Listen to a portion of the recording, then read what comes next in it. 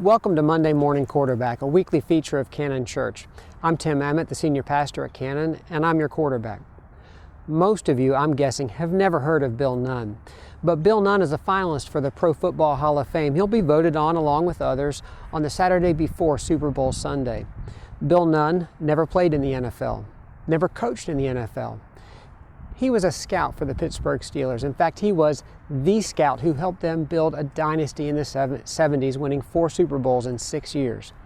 Bill Nunn scouted out and helped the Steelers draft 4 Hall of Fame players, as well as 3 out of the 4 members of the Steel Curtain, the most dominant defensive line in NFL history. Bill Nunn was a great scout because he looked for players and for greatness where no one else even bothered to look. Before he became a scout for the Steelers, he was a writer and an editor for the Pittsburgh Courier, one of the most influential black-owned newspapers in the country. And in those roles, Bill Nunn would go to the historically black colleges and universities every year. He'd go to the best HBCU game every weekend, and then at the end of the season, he'd compile an all-star team of the best players from the HBCU teams.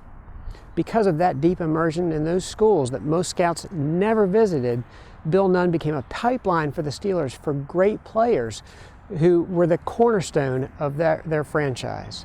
John Stallworth, Mel Blount, Jack Lambert, L.C. Greenwood, Dwight White, and others became core players on that great defense in those championship teams.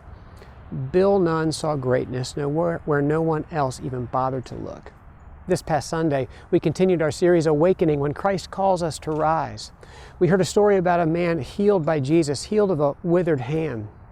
This is the only time in the Gospels when Jesus initiated the healing. This man did not come to Jesus. Jesus called him out.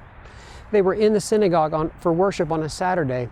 This man was not down front where everyone could see. He was in the back where no one would see him because of that withered hand.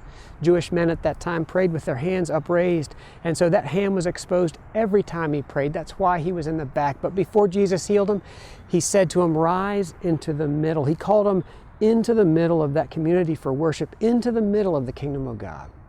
The good news for us is that Christ calls us into the middle. Whoever we are, whatever we've done, he calls us into the middle of the kingdom of God.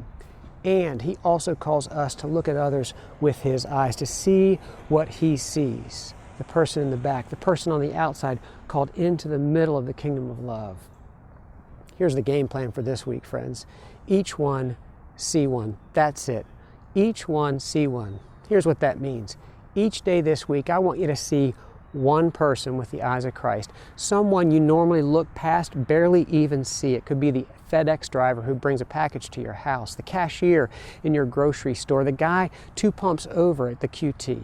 Somebody you normally barely see at all. I want you to take a moment to see that person with the eyes of Christ. See that man, that woman, that child as a person created in the image of God, a child of God, someone for whom Christ gladly died. See that person with the eyes of Christ, and then pray God's blessing upon them. Each one, see one. That's the game plan for this week. I hope you have a great week.